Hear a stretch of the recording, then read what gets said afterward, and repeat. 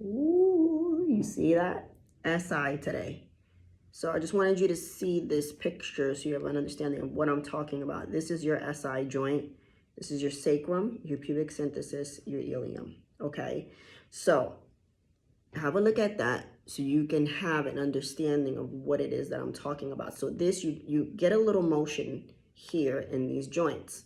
So what happens with SI pain or dysfunction, sometimes your ilium, your pelvis will either be anteriorly rotated, which means it's just forward, or posterior, which means it's back. So either you're stuck like this, or opposite, left or right. Doesn't matter. So most common SI joint problem is hypermobile SI joint, which a lot of women suffer from, especially if you've had a baby, because you create a lot of laxity in the joint and it's just all over the place and you don't have the stability that you need, which will create pain because all the structures around it are trying to make up for the instability. So if you're having a lot of back pain or lumbar pain or pain in this region, you can foam roll it. You can use a lacrosse ball, just go up and down to try to get those tissues to open up so they're not so spastic. Another thing that you can do, which I did in another video, is the distraction of the hip. So I don't know if you guys can see me. So I'm gonna bring this over here. So I tied it to a dumbbell, but this is just the one that I showed you guys before, where you're gonna take this, crisscross it, right, and let it pull you. So I'm gonna crisscross it. My sock keeps coming off. And then I'm gonna let it pull. When it's pulling me, right, you can see I'm lying down. So let me bring this down for you guys so you can see better. So when it's pulling me, okay, I'm gonna just be lying down, letting it pull me, getting the distraction at the hip, okay? You can squeeze your butt if you want to, or just let it do its thing so you can feel a little bit of release in the hip. I have my little West Side shirt on today because West Side is known for building the posterior chain. So when the gym opens up, you have one at your house, if you have access to a reverse hyper, I suggest that you do those. It helps a ton and it strengthens your glutes, your hamstrings. So just do that. Reverse hypers are what you need in your life. So that's one. The other one that I'm going to show you is how to reset your pelvis. So what you want to do is you want to go on the floor. You're going to keep your feet at 90 degrees, okay? And then you want to keep a flat back. Don't arch your back. Now, palm to knee on one side. It doesn't matter which side you're doing. The other palm is going to come here, so it's going to look like this. Okay? So now, what you're doing is you're taking your knee and you're pushing it against your palm. But I'm pushing down, my hand is pushing down and my knee is pushing up. And on this side, right, I'm pushing down and my arm is pushing up. So just opposite. And you're gonna take a deep breath, get tight and push. And hold for 5 seconds, and then you're gonna do the same. Now, 5 seconds, 5 seconds. Get it? 5 seconds, and then another 5 seconds. Now, that's one set. In between each set, you're gonna get a pillow, fold it, cross it in between, put it in between your legs, flat back. You want to think about tucking your tailbone in, and you're just going to squeeze the pillow. 5 seconds. 5, 4, 3, 2, 1. Now, you're going to do this 3 times. So 3 sets. you're gonna either hear like a clicking sound or a clunk. Don't be alarmed, that's normal. That's actually your pelvis resetting itself, and it actually should feel good when that happens. So that should give you some relief. So that's another one that you can do for that. Now, another thing that you can do as far as releasing, this is called a Soul Right. You can get it on Amazon, I think Instagram. I've seen some stuff on Instagram. Same thing, you've seen me use a ball, but you want to come in here. So you want to start here and maybe about 2 fingers away from your belly button is the gauge. You don't want to go on your belly button. So just go here.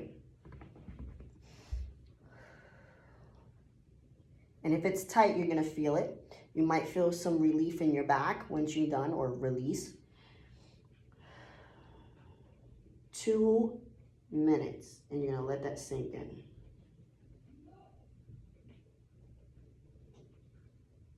And it's uncomfortable, but well needed.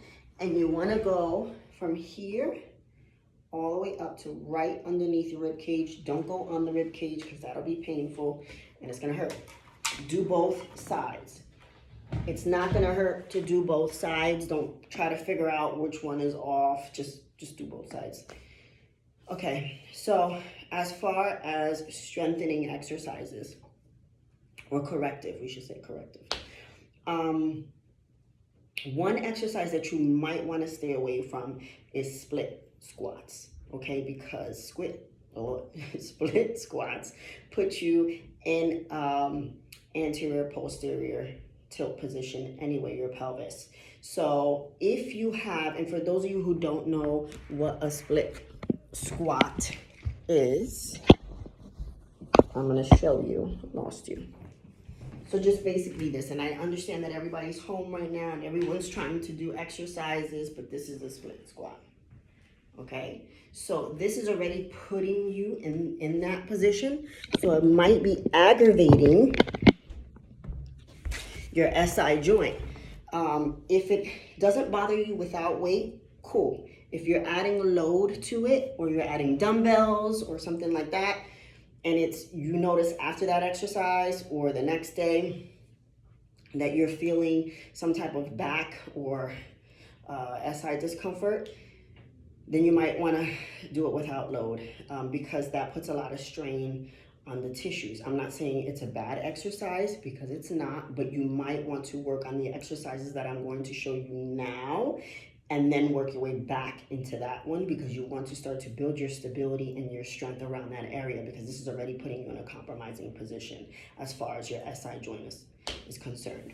Okay, so with it, also with SI joint, I don't know if I said this in the beginning of the video, but you can get lower back pain is usually a referred pain. You get tight hamstrings, you can pull a hamstring, groin pain, also true SI joint pain. Those are usually the symptoms, but sometimes people will have lower back pain, and it's not coming from the SI joint. It's coming from the lumbar spine, from a nerve root that actually runs behind it, and it'll give you pseudo symptoms. So at that point, if you feel like none of these things are working, then you might want to go see someone, because you need to see a physician. Anyways, so corrective exercises. Glute bridges. Okay. There's a bunch of different ways to do them. I like to do them with a band. And then another way of doing them is you want to take a yoga block, put it in between your legs, and this kind of keeps your pelvis aligned or ready. So you can do that. Okay. And then you can also keep a band. So you want to resist the band and stay there, and then up and down. And then you can also do single leg. And you're gonna find that one side is gonna be a little bit more difficult than the other, and that's your weak side. So then you know.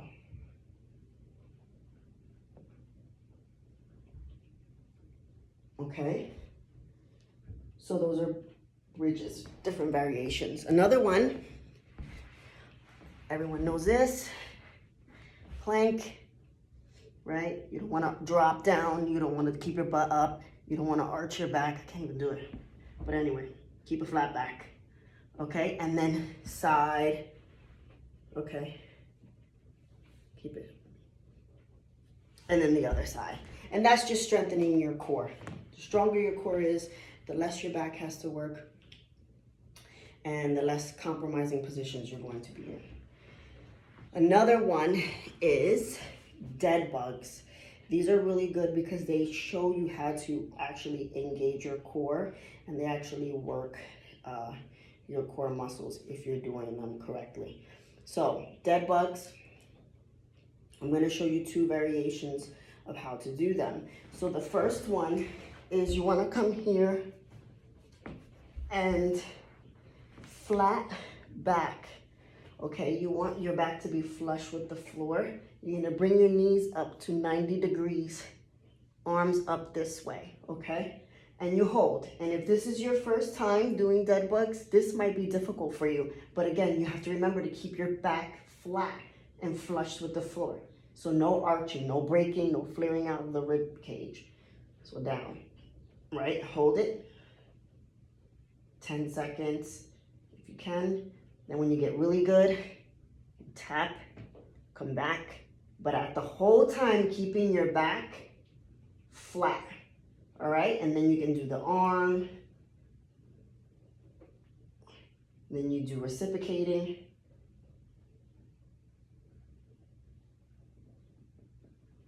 Okay, that's a dead bug.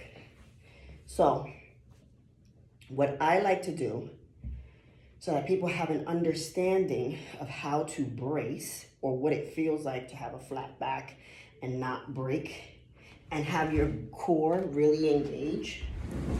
So move this out of the way. Is this one. Now I hope you can see this. Or maybe you can see it this way.